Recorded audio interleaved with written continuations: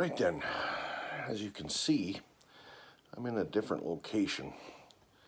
I'm currently upstairs in the bedroom because Scrunch is downstairs in the lounge taking a nap. Yeah, we both did that. I could have used some more. But since Rob left and we finally got some peace and quiet, we ate something and then realized we were kind of drowsy. So we both took a little schnoozle. She's still going. I didn't nap for long, but I'll tell you what, that crib sinking did not go as I wanted it to go. I'm dealing with 20-mile-an-hour sustained winds up here today, and it was all I could do. Well, you watched the video. It was all I could do to control the situation. Yeah. The crib is not sitting on the spot that I wanted it to be on with the buoy. Rob had a good idea to, and I couldn't hear what they were saying. They were hollering at me off the dock, but I couldn't hear them over the motor and over the wind. They had a good idea that I should have come and picked up Rob. I think I would have had enough time. As slow as that Titanic was going down, I would have had enough time to come get Rob.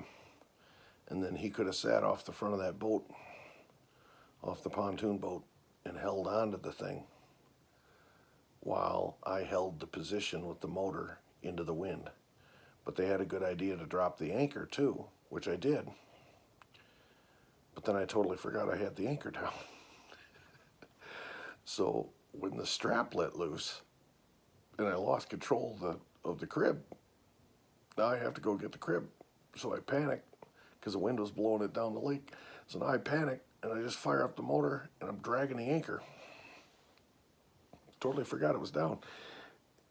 And then the anchor got caught up in the marker buoy and dragged the marker buoy off the spot where I wanted to sink the crib. And meanwhile, the crib's going down, and yeah, it did not end up where I wanted it to be. Fortunately, I have the video. So I was able to see by watching the video where it went down, and it's kitty corner off the corner of the dock. So when Scrunch and I fish off the dock, it's essentially on her side of the dock. So if she casts out at a 45-degree angle off the dock, she'll hit it. I won't be able to, but she will. But anyway, what happened was the two ficus trees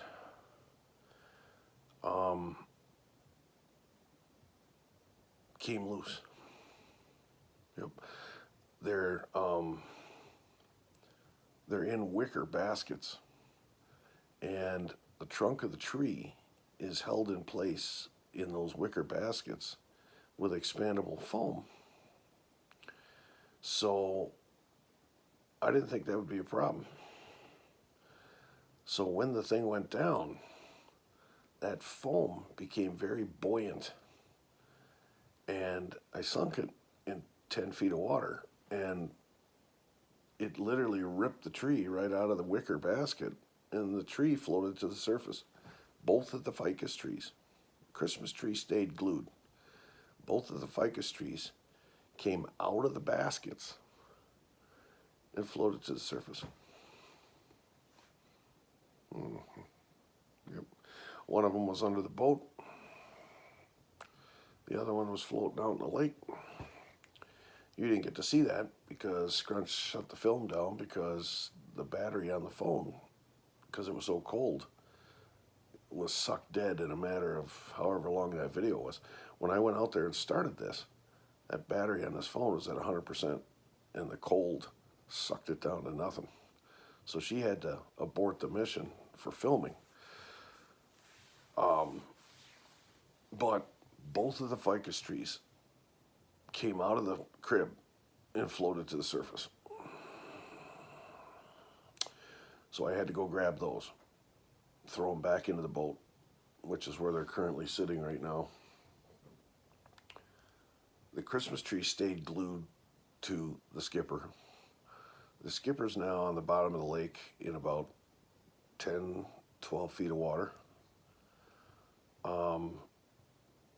What I have to do now is I have to take those ficus trees and I have to take 5-gallon pails and I have to fill them. I have to go get another bag of Quikrete and I have to put some Quikrete in them, put the trees. I can hear Scrunchy snoring from up here. It's like a chainsaw. I have to put the trees in the buckets of concrete, take them back out there, find the crib, drop anchor, so I'm hopefully right over the top of it, and drop those trees down and hopefully drop them into the skipper. That ain't gonna be easy. I definitely have to do that on a calm evening when the lake is just flat as glass and there's no wind. Yeah. Wow. And I'm going to need a fish finder on the boat to find the crib. Yep. Now, I don't have a fish finder on the boat right now because I can't find the screen. I can't find the head that has the display screen on it for the fish finder that's on the boat. So Scrunch was going to get me another fish finder for my birthday. But my birthday's in December. There's going to be ice on the lake. Yeah. Plus I have to install it. Yeah. So I don't know. It's going to be real hard to find it with the current fish finder that I have, depth finder. But if I can find it, I will drop anchor, hopefully right over the top of it, and then drop those ficus trees down, either next to it, hopefully in it. I don't think I'll be that good. Yeah. But it didn't go well at all. No, didn't go as planned. So that is the sinking of the crib. And then after that, it was so cold because of the wind, and it's in the 30s. We came back in the house, and we're just spending the rest of the day in the house here. Rob hung around for another couple of hours, constantly talking about his situation with Kate. He's home now, and he said conversation has been pretty calm. There hasn't been any fights or arguments or anything like that. But the day's not over with, and she's going to start asking some questions here.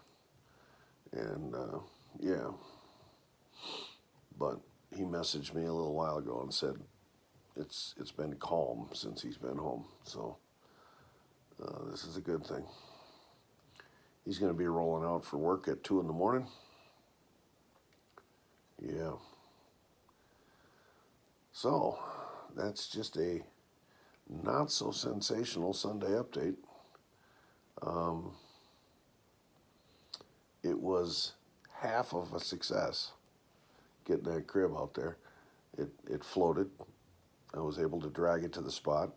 But the problem is it didn't sink fast enough.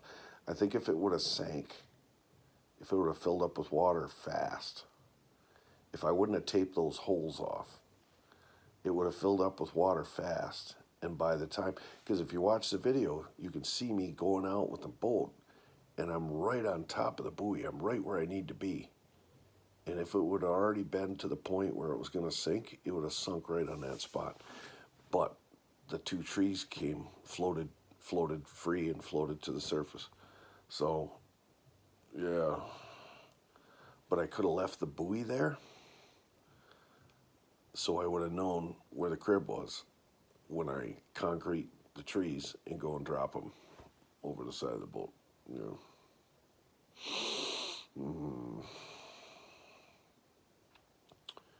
So I'm thinking what I'm going to do with these trees. There's a pretty good chance I'm not going to be able to thread the eye of a needle, dropping these down and having them go into the tub of the skipper. That's next to impossible. I could if I could see it, but I can't see it. So what I think I'm going to do is once I get the trees glued into the bucket with concrete, I'm going to tie a milk jug on the top of the tree, and that'll act like a bobber, and that'll keep the tree upright. So the jug will be at the top of the tree, and the concrete weight will be at the bottom, and that'll keep the whole thing upright in the water like this. I don't want it to hit the bottom and then go like this, or you know what I mean? I want it to stand upright like a tree. So, yeah. All right, that's all I got. We'll talk to you tomorrow.